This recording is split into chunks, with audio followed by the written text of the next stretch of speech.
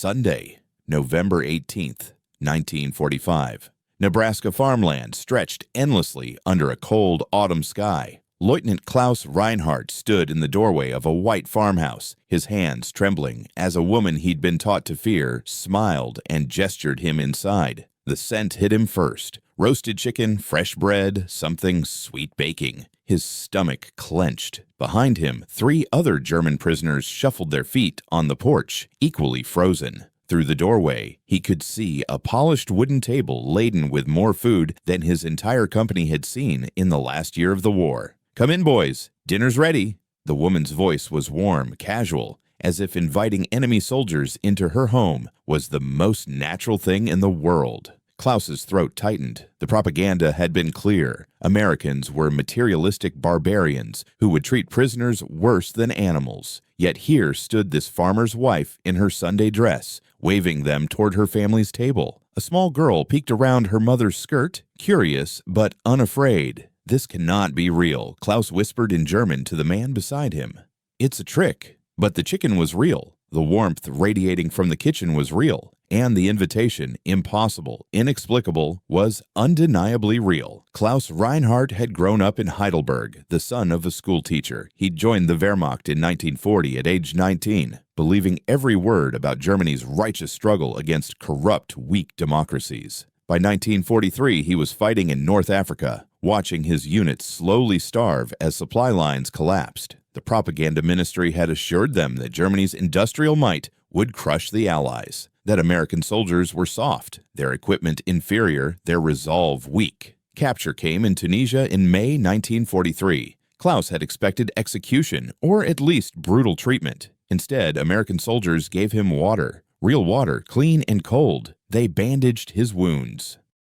Within days, he found himself on a ship crossing the Atlantic, heading to a country he'd been taught was on the verge of collapse. The propaganda had painted specific pictures. Americans were starving because of the Depression. Their factories were inefficient, their workers lazy. German engineering was superior in every way. The Luftwaffe controlled the skies. Victory was certain, just a matter of time. Reality began its assault the moment Klaus's transport ship approached New York Harbor. Through the porthole, he saw a skyline that made his breath catch, buildings taller than anything in Germany, ships, hundreds of them, loading and unloading with mechanical precision. Even from the harbor, he could hear the industrial roar of a nation producing war materials at a scale he couldn't comprehend. The statistics he would learn later painted the full picture. Germany produced 5,000 tanks in 1943. America manufactured 29,000. German aircraft production peaked at 40,000 planes per year. American factories built 96,000 in 1944 alone. German steel production had collapsed to 19 million tons annually.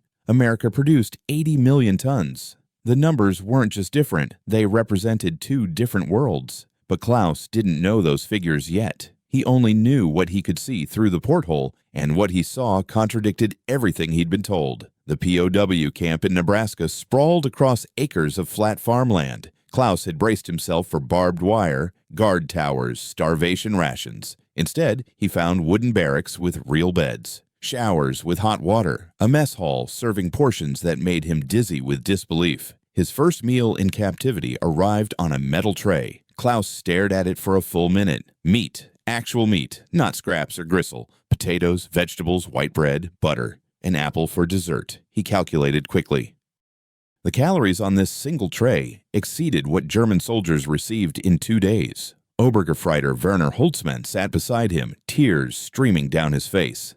"Mein Gott," Werner whispered. "We were eating grass in Tunisia. Grass, Klaus. And they throw away more than this." The Geneva Convention governed their treatment. American guards explained this carefully, and Klaus nodded, not yet understanding what it meant. The convention required humane treatment, adequate food, medical care, recreation opportunities. Germany had signed the same convention. Klaus thought of the Soviet prisoners he'd seen in holding pens, skeletal, desperate, dying by the dozens. Germany hadn't extended Geneva Convention protections to them. Every morning, Klaus woke expecting the illusion to shatter. Every morning, breakfast appeared. Eggs, toast, coffee. Real coffee, not the roasted grain substitute German soldiers choked down. American guards walked past without cruelty, without the casual violence Klaus had witnessed from his own officers toward prisoners. The compound had a library. Klaus discovered this one afternoon and stood outside it for 20 minutes, convinced it was a trap. Books were precious in wartime Germany. Paper was scarce. Publishing had nearly stopped. Yet here sat a building filled with thousands of books, available to enemy prisoners. Inside, he found German-language newspapers, American newspapers, magazines, technical journals. The wealth of information made him lightheaded. He selected a mechanical engineering journal, his hands shaking as he turned pages describing American production techniques. The articles detailed assembly line innovations producing bomber aircraft in hours, not weeks. Standardized parts allowing unskilled workers to build complex machinery. Production volumes that seemed like typographical errors. One factory in Michigan built Liberator bombers, one every 63 minutes. Klaus read that sentence 3 times. The propaganda said American industry was failing, he muttered to himself, alone among the stacks. The medical clinic shocked him more than the food. Feldwebel Ernst Becker had developed an infection in his leg during transport. In Tunisia, that infection would have meant amputation at best, death at worst. Medical supplies had vanished months before the surrender. German field hospitals ran out of morphine, bandages, antiseptic. Surgeons operated with unsterilized tools. Here, an American doctor examined Ernst within an hour. Antibiotics, sulfa drugs Klaus had heard about but never seen, appeared immediately. Clean bandages changed daily. Within a week, the infection had cleared. Ernst walked normally. The doctor spent more time and resources on a single German prisoner than Klaus had seen expended on a dozen German soldiers. Why? Ernst kept asking. Why do they care? Klaus had no answer. The propaganda had promised that Americans were soft because they were weak, that they valued individual lives because they lacked the strength for sacrifice. But this wasn't weakness. This was something else entirely, something that didn't fit any category the propaganda had provided. September arrived. The harvest season created labor shortages across Nebraska. Farmers needed workers desperately. The camp commander announced that prisoners could volunteer for agricultural work. Payment would be provided, 80 cents per day in camp scrip. Klaus volunteered immediately, desperate to leave the compound, to see more of this bewildering country. The program's scale became apparent quickly. Across America, German POWs worked on farms, in lumber camps, in canning factories. 400,000 German prisoners were scattered across the United States. The logistics of transporting, housing, feeding, and supervising them represented an administrative achievement that dwarfed anything Klaus had seen in the Wehrmacht. His first morning on the Morrison farm, Klaus met 62-year-old Robert Morrison, whose 2 sons were fighting in Europe. Robert looked at the German prisoners standing in his yard, 5 men who might have killed his sons, and simply said, "There's work to do.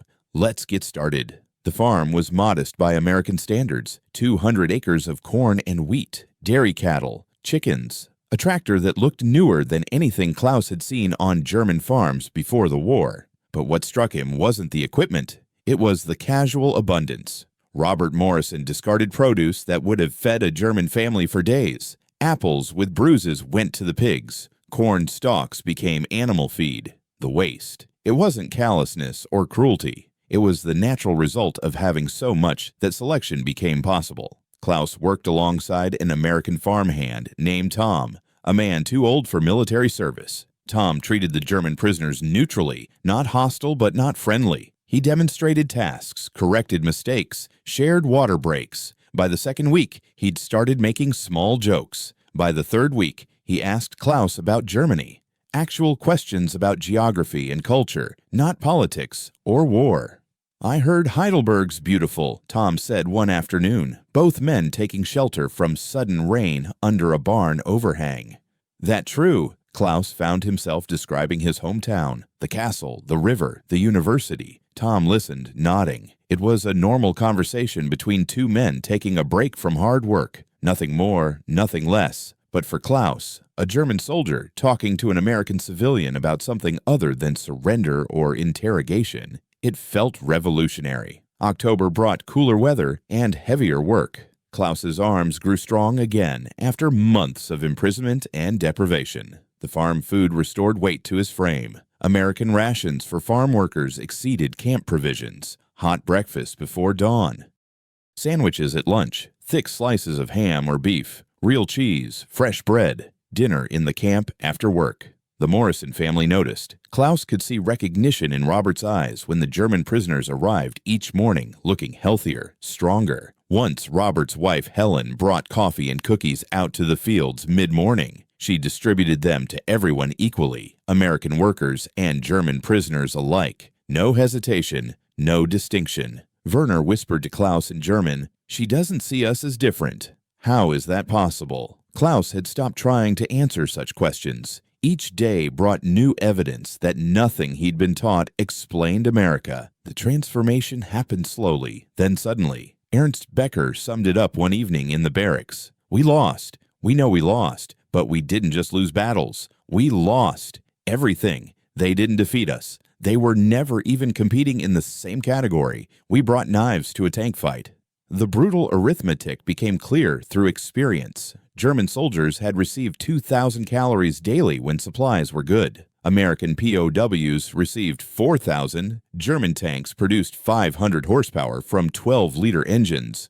American Sherman tanks delivered 400 horsepower from 9-liter engines, less efficient, but they built 15,000 more Shermans than Germany built of all tank types combined. Efficiency didn't matter when you could overwhelm through sheer volume. German propaganda had mocked American industrial waste, the inefficiency of capitalism. Klaus now understood that waste was a luxury, only abundance permitted. Germany had no waste because Germany had nothing to waste. America could discard, destroy, or simply lose equipment because the production pipeline never stopped. Every battle loss, every mechanical failure, every wasted item was replaced before anyone noticed it was gone. November arrived with the first serious cold.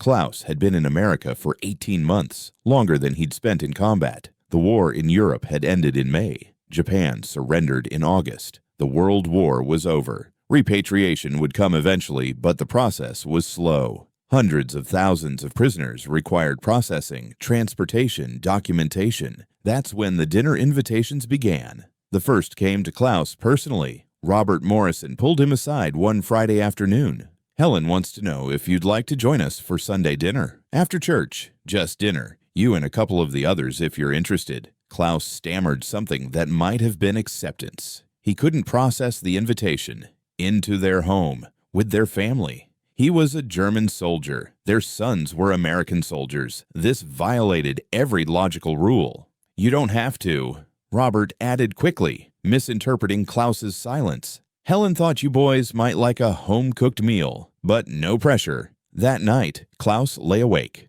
Werner Ernst and Gefreiter Hans Müller had also received invitations. The four Germans argued in whispers. "It's propaganda," Hans insisted. "They'll photograph us. Use it to show how merciful they are." "They don't need propaganda," Werner countered. "The war is over. They won." "It's a test," Ernst suggested. "They're watching how we behave." Klaus said nothing. He'd learned that trying to fit American behavior into familiar categories always failed. Maybe the invitation was exactly what it appeared to be, a farmer's wife offering hospitality to men far from home. Maybe that was the most dangerous idea of all. Sunday morning, November 18th, 1945, the four Germans stood on the Morrison farmhouse porch in their cleanest uniforms, having argued for an hour about whether to accept. Klaus had insisted they come, not from trust, but from an overwhelming need to understand. The invitation represented something important, something he couldn't articulate but felt compelled to witness. Helen Morrison opened the door wearing a blue Sunday dress, her gray hair pinned neatly. "Come in. Come in. Don't stand in the cold."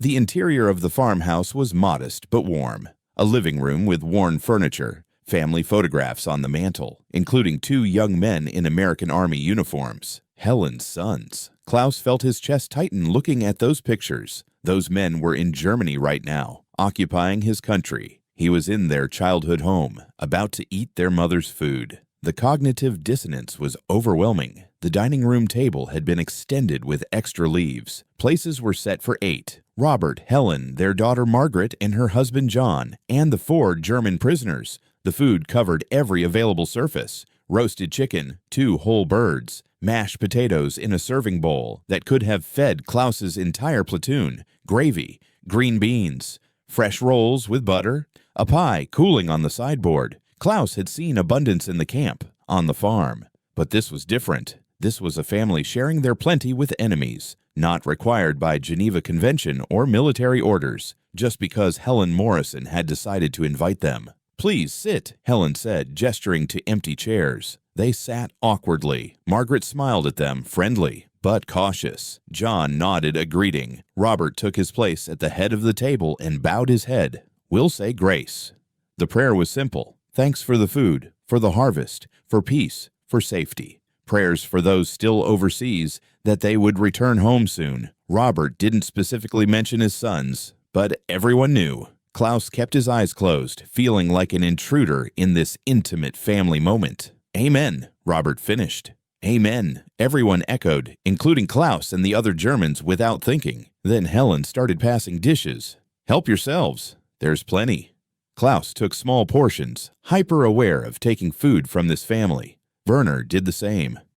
But Ernst, practical Ernst, who'd nearly lost his leg, loaded his plate without shame. Hans followed Ernst's example. "Don't be shy," Helen said, noting Klaus's minimal serving.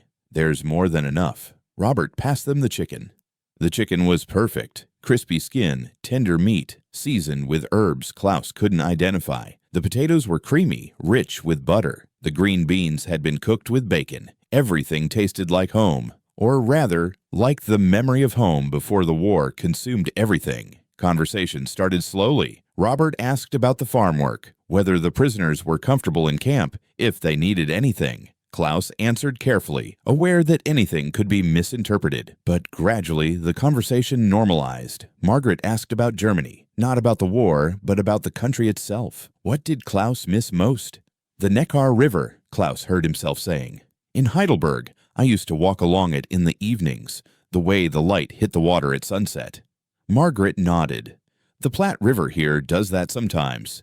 Different river, but probably similar feeling." It was such a simple connection. Rivers and sunsets. Universal experiences that transcended nationality or war. Klaus felt something crack inside his chest. John, Margaret's husband, had tried to enlist, but been rejected for poor eyesight. He worked at a manufacturing plant in town. "What did you do before the war?" he asked Klaus. "I was studying engineering. Mechanical engineering. I wanted to design engines." "No kidding?" John leaned forward. "I work on assembly lines, making engine parts for tractors now, but during the war it was aircraft components. The precision required, some tolerances were within thousandths of an inch." They fell into technical discussion, engineering specifications, manufacturing processes, metallurgy. Werner joined in, his pre-war experience as a machinist relevant. For 20 minutes, they were simply men interested in mechanical systems, sharing knowledge and enthusiasm.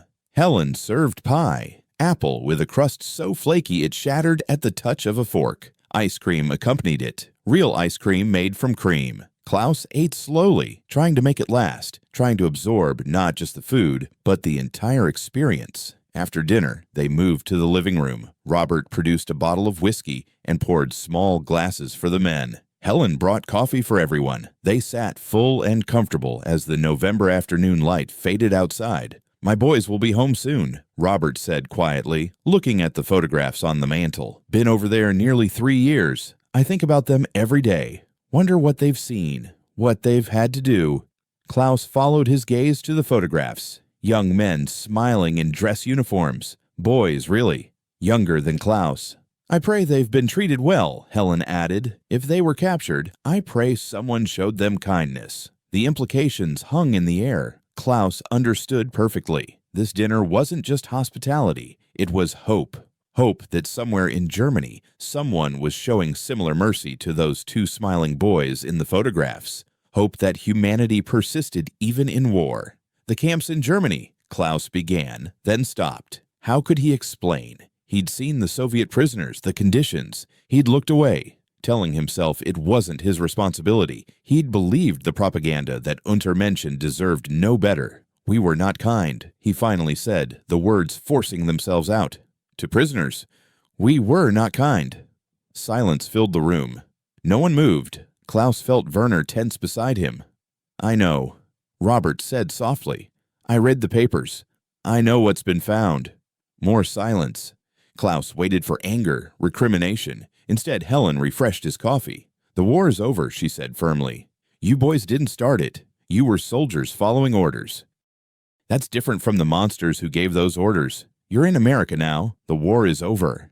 Klaus felt his eyes burning. He blinked rapidly. Beside him, Werner openly wept. Ernst stared at his hands. Hands looked like he might be sick. They'd been taught that strength meant hardness, that mercy was weakness, that true warriors showed no compassion to enemies, that individual human worth mattered less than national glory. This American family was destroying those lies with chicken dinner and coffee. "We were told you were weak," Klaus said, his voice breaking, "that your kindness was weakness, that you couldn't win because you were soft." "Maybe we are soft," Margaret said, "but we won anyway. Maybe being kind doesn't make you weak. Maybe it makes you strong in ways that matter more." The conversation continued until dark. Stories were exchanged. Careful stories, avoiding combat details, focusing instead on life before the war. Families, dreams. Robert talked about his father homesteading this land.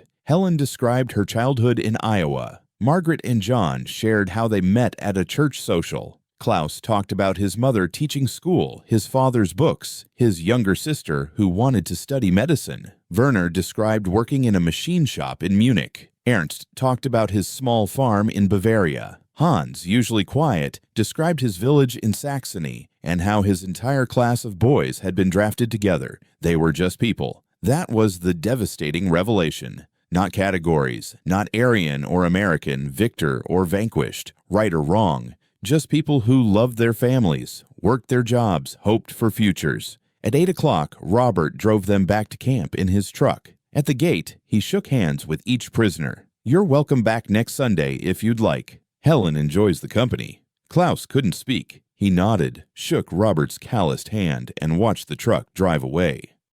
In the barracks that night, the 4 men lay in their bunks, unable to sleep. That was the most dangerous thing they could have done. Ernst finally said into the darkness, "Not torture, not interrogation, not punishment, kindness. That's what breaks us." "I believed everything," Werner whispered. "Every word, the propaganda, the superiority, the destiny. I would have died for it. And it was all lies. All of it." "Not all," Hans said quietly.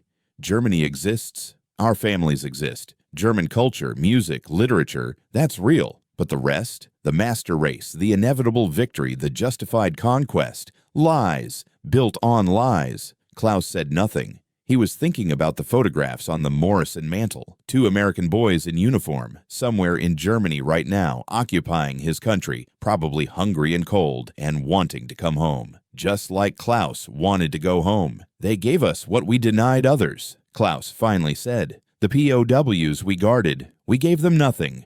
We let them starve. We told ourselves they deserved it, that they were less than human. And all along, we were the ones behaving like animals."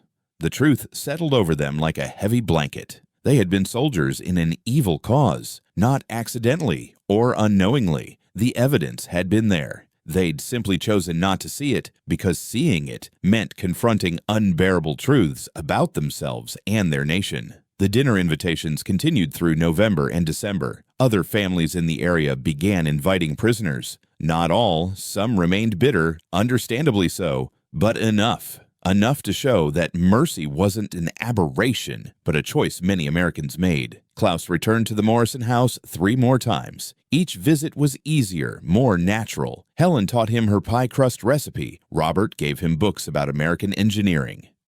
Margaret brought her children over one Sunday. 2 little girls who stared at the German prisoners with curiosity before deciding they were just boring grown-ups and going back to playing. In January, Klaus received a letter from his mother. It had taken months to arrive, forwarded through Red Cross channels. She was alive. His sister was alive. His father had died in 1944. Heart failure, not combat. Their home in Heidelberg was damaged but standing. Food was scarce. The occupation was difficult but not brutal. They were surviving. Klaus wrote back immediately. He tried to describe America, the camp, the farm, the dinners. The words felt inadequate. How could he explain that he'd eaten Sunday dinner with the enemy's family, that they'd shown him more kindness than he'd experienced from his own officers, that everything he'd believed was false? He settled for simple facts. He was healthy, well-fed, working on a farm. The Americans were treating prisoners according to Geneva Convention. He would come home when repatriation was arranged. He loved her and missed her. He didn't mention that coming home now felt complicated. He didn't mention that he'd learned his nation had committed atrocities. He didn't mention that the enemy had taught him what decency looked like. Repatriation began in March 1946. Prisoners were processed by transport priority, medical needs, cooperation during captivity. Klaus's turn came in May. He packed his few belongings, books Robert had given him, Helen's pie recipe written in her careful handwriting, a photograph of the Morrison farm. The last Sunday before departure, the Morrison family held a farewell dinner. Helen cooked all of Klaus's favorite foods from previous visits. After dinner, Robert gave Klaus a small New Testament in German. "I don't know what you believe," Robert said, "but this helped me through hard times. Maybe it'll help you figure out what comes next." Klaus accepted the gift, unable to speak.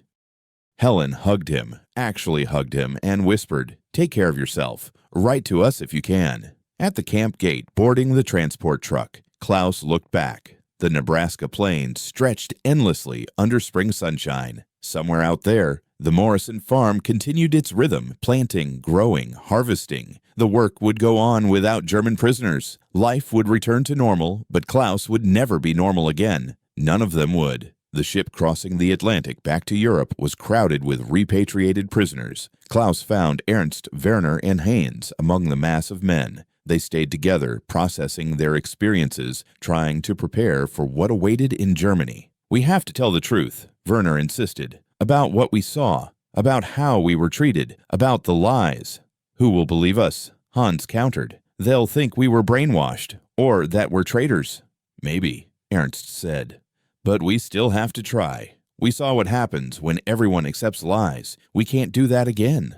Klaus touched the New Testament in his pocket. Robert Morrison had written an inscription inside the front cover. Klaus had read it a dozen times. "The truth will set you free, but first it will make you uncomfortable. Good luck, Klaus. God bless you and Germany." Robert Morrison, May 1946. The truth had made Klaus more than uncomfortable. It had shattered his worldview, destroyed his certainties, forced him to confront complicity in evil. But Robert was right about the first part too. The truth had set him free. Free from the prison of lies and hatred that the propaganda had built in his mind. Germany in 1946 was unrecognizable. Klaus stepped off the ship at Bremen and stared at ruins. Hamburg, Cologne, Berlin, all devastated by Allied bombing. The German cities that had seemed impregnable were broken. The population looked skeletal, desperate, traumatized. The master race was homeless and starving. Klaus made his way to Heidelberg. The city had been mostly spared from bombing, but the population's despair was everywhere. His mother and sister lived in 3 rooms of their former home, sharing space with 2 other displaced families. They were thin, tired, but alive. His mother held him and cried. His sister peppered him with questions about America. But when Klaus tried to explain his experiences, they struggled to understand. How could he describe abundance to people living on ration cards? How could he explain being treated with dignity by those they'd been taught were subhuman? "They fed you better than we're fed now," his mother said bitterly. "The prisoners ate better than the victors." Klaus heard the resentment in her voice and understood it. But he also understood what she didn't, that America had fed its prisoners well, not because it was cruel to Germans, but because it was wealthy enough to do so. The comparison wasn't America versus Germany. It was abundance versus poverty, industrial might versus collapse, truth versus lies. Over the following months and years, Klaus rebuilt his life. He finished his engineering degree at Heidelberg University. He found work in the reconstruction effort. Germany needed engineers desperately. He married in 1950. He raised 3 children. He became a professor teaching the next generation, but he never forgot the Sunday dinners. In 1965, a historian interviewing former POWs found Klaus. The historian was documenting prisoner experiences, trying to understand how German soldiers processed their treatment in American captivity. Klaus agreed to be interviewed. The food was important, Klaus told the historian. The abundance shocked us. But the dinners being invited into American homes, that was different. That was dangerous. That destroyed the propaganda completely. They showed us their humanity. That meant we had to acknowledge our own inhumanity. That's what broke us. Not the bombs or the battles. Kindness. Compassion toward enemies.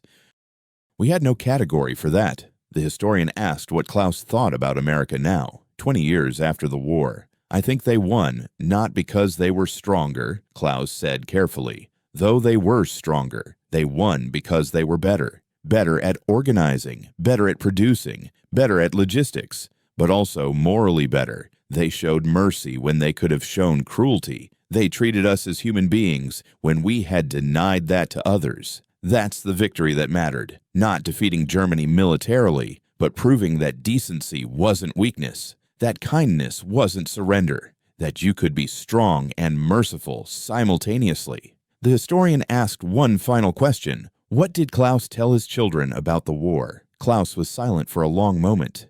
I tell them the truth, that their grandfather served in an evil cause, that Germany committed terrible crimes, that millions died because people like me believed lies and followed orders. But I also tell them about the Morrison family, about Helen's chicken dinner and Robert's handshake and Margaret's children playing in the yard. I tell them that even in the worst circumstances, people can choose kindness. And that kindness changes the world more permanently than any weapon.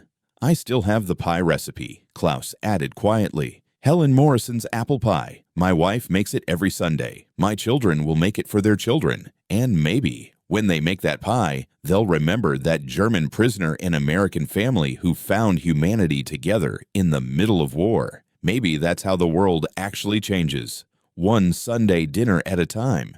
Klaus Reinhardt died in 1992 at age 71. At his funeral, his children found the small New Testament Robert Morrison had given him 46 years earlier. The inscription was faded but legible. So was the pie recipe pressed between its pages. So was a single photograph, a Nebraska farmhouse under spring sunshine taken in May 1946.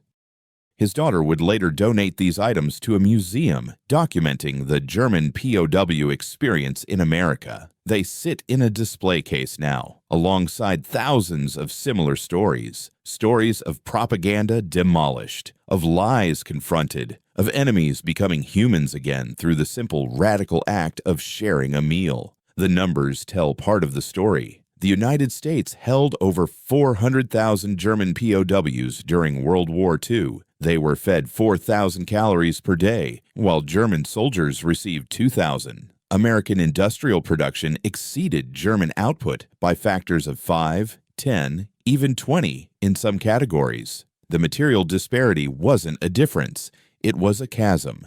But the Sunday dinners tell the other part, the part where ideology collapsed under the weight of kindness, where propaganda's lies became obvious when confronted with reality, where young men who'd believed they were fighting for civilization discovered they'd been defending evil while calling it good. The Morrison family never knew how profoundly they'd affected Klaus Reinhardt. Helen Morrison died in 1958. Robert followed in 1962.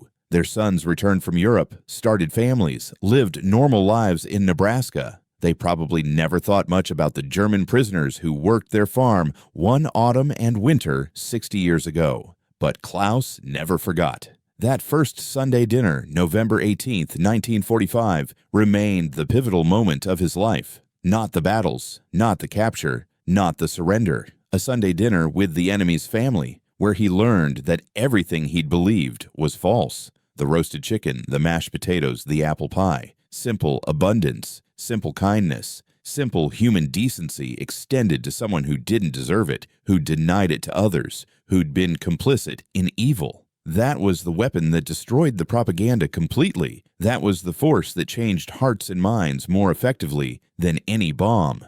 That was the victory that mattered.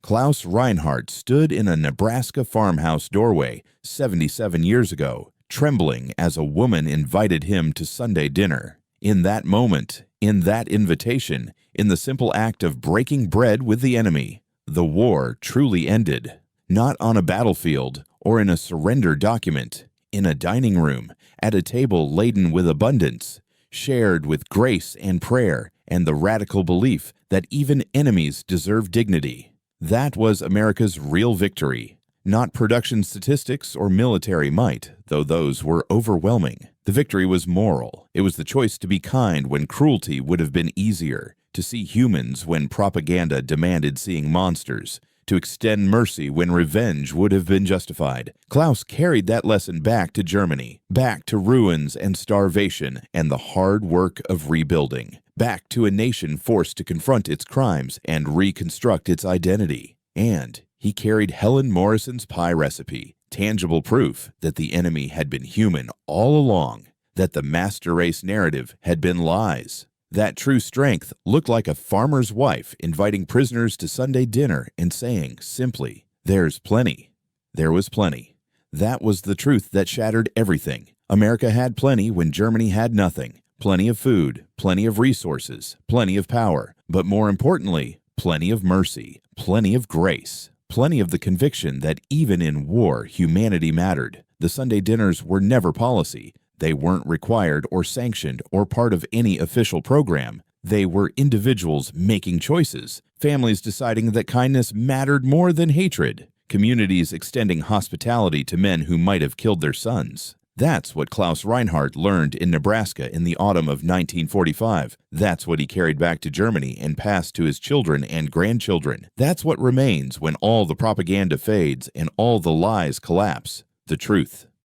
Simple and devastating. The enemy had been good people all along, which meant everything he'd fought for was a lie, which meant he had to build a new life on new truth. He built it on Helen Morrison's pie recipe and Robert Morrison's handshake and Margaret's children playing in the yard. He built it on Sunday dinners and the radical hospitality of people who chose mercy over vengeance. And that, more than any battle, any treaty, any occupation, was how the war finally ended. One dinner at a time, one act of kindness at a time, one choice to see humanity in the enemy's face, one decision to feed the hungry, even when the hungry wore the uniform of those who'd brought war to the world. Klaus never forgot, and because he never forgot, neither did his children, neither did his grandchildren, neither will their children. The Sunday dinner continues, the pie recipe remains, and the lesson that kindness defeats hatred, that truth destroys lies, that humanity persists even in the darkest times,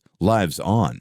That's the story. That's the victory. That's what American families like the Morrisons accomplished without even knowing it. They won the war after the war. They won hearts. They won minds. They won the future. One Sunday dinner at a time.